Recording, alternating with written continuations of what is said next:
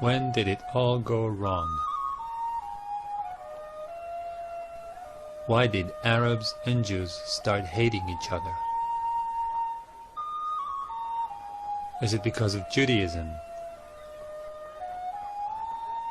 Is it because of Islam? Is it about oil? Money? Unlikely, as for over 1,300 years, since the very beginning of Islam, Jews and Muslims lived together in an unprecedented religious and cultural harmony in Palestine, North Africa, and Spain.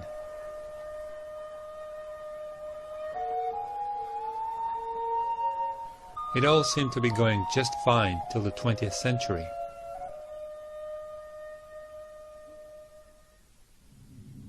But then something happened.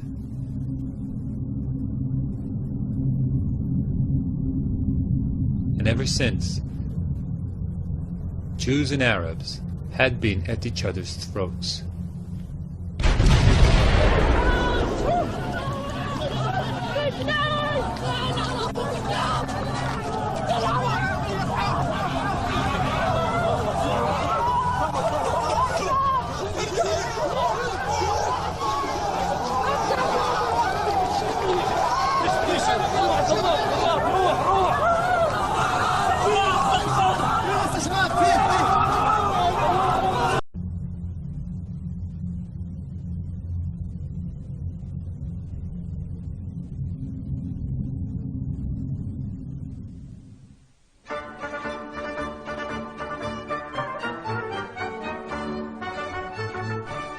The little picturesque town of Basel, in Switzerland, have possibly something to do with how it all went wrong.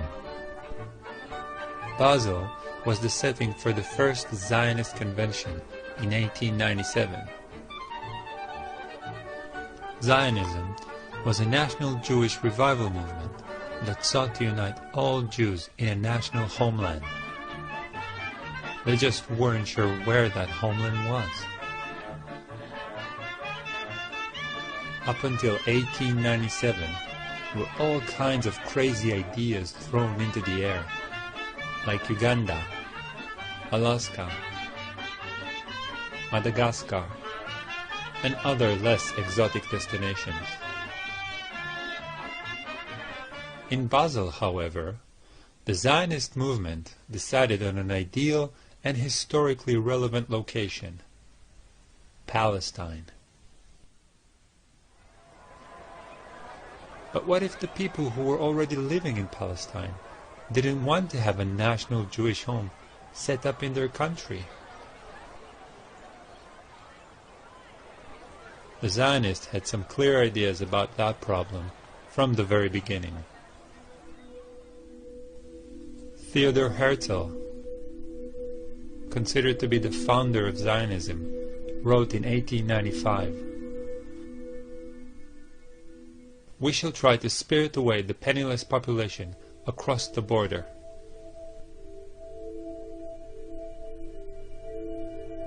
Leo Motzkin, one of Zionism's most liberal thinkers, wrote, "The colonization of Palestine has to go in two directions: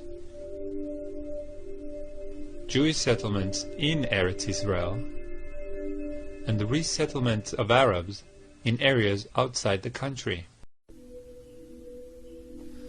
Chaim Weizmann, the head of the World Zionist Congress and future president of Israel, proclaimed the Palestinians to be the rocks of Judea, obstacles that need to be cleared on a difficult path.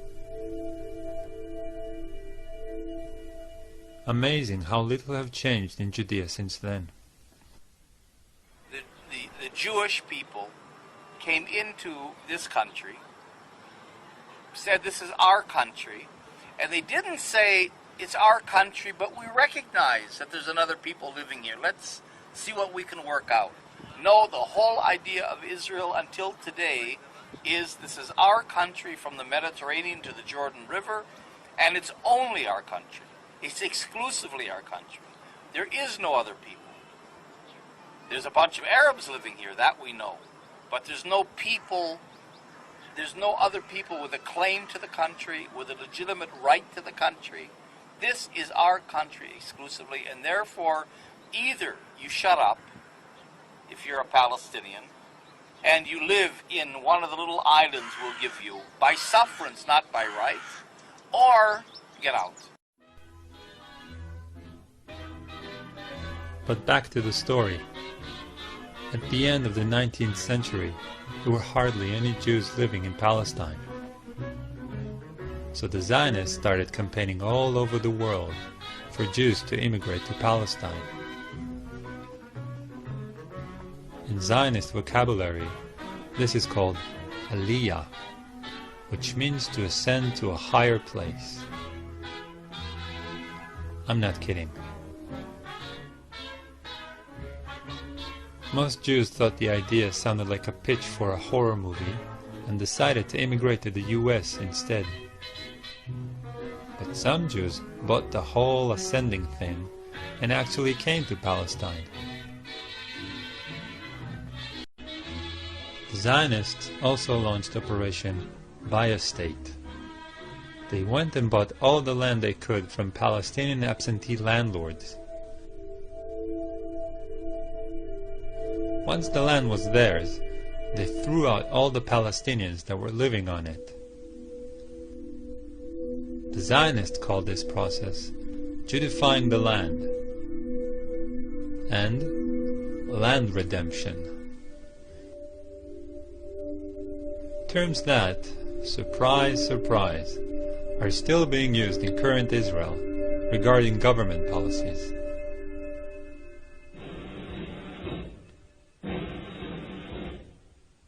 Then, in 1917, things changed.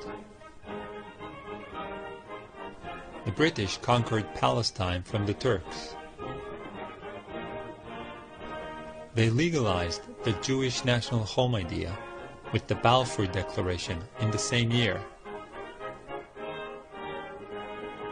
Palestine became a special case because the British violated the provisions of the Mandate for Palestine, because they put the Balfour Declaration into the Palestine Mandate, you say.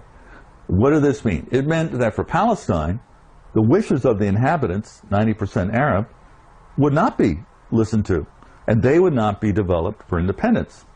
It would be Jews, once they came in through immigration, you see, they would be allowed to develop.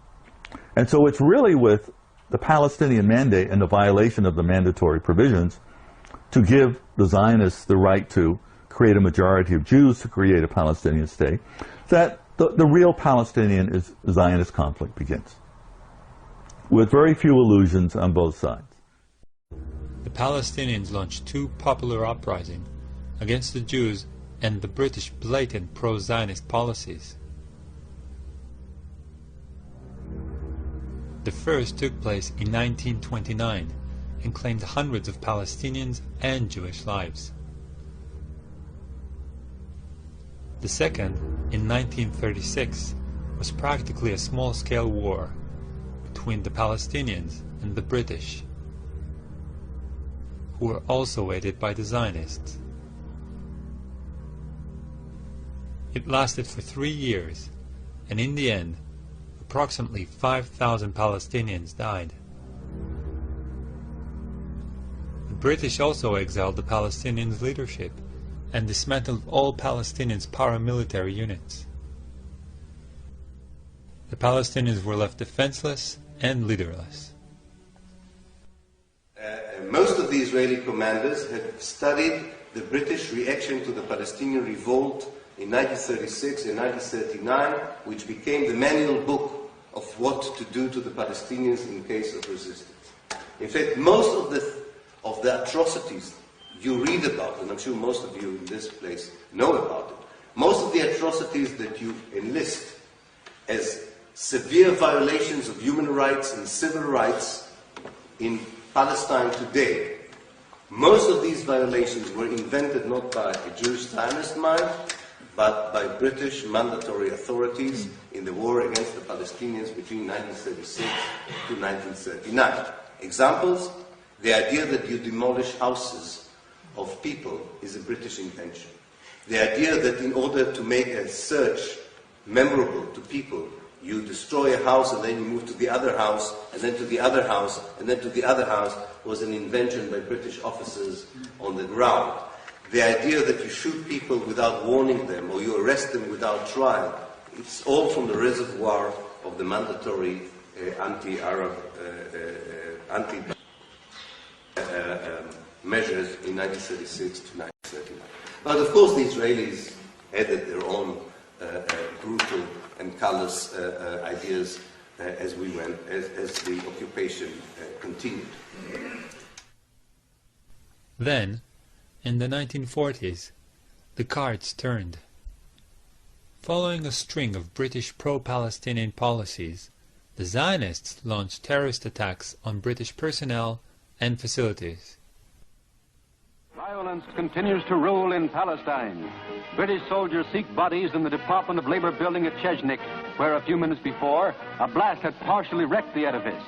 3 policemen were blown to bits when they tried to remove an explosive-laden truck.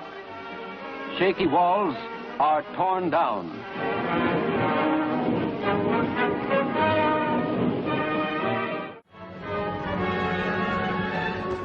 After a bomb explosion caused by terrorists on the British headquarters at Jerusalem, one entire corner of the King David Hotel, a building of 7 stories, was razed to the ground. The stone floors were cut. 88 innocent people died, and a good deal of the British High Command was wiped out. Their goal was to drive the British out of Palestine. The mastermind of the King David bombing was Menachem Begin. He would become Israel Prime Minister.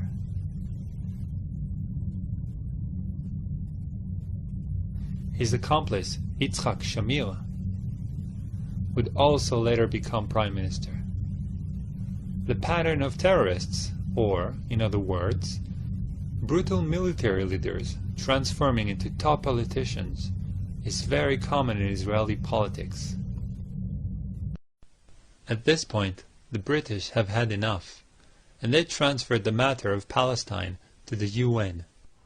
The United Nations sent a committee to evaluate this in the summer of '47, and they recommended partition. And the Zionists eagerly accepted this, and the Palestinian Arabs didn't, because they were still 2/3 of the population, and they felt this was unjust. But nonetheless, this partition, which was approved in the UN after Thanksgiving in 1947, officially recognized 2 states. In 1947, the Jews owned 5.8% of the land,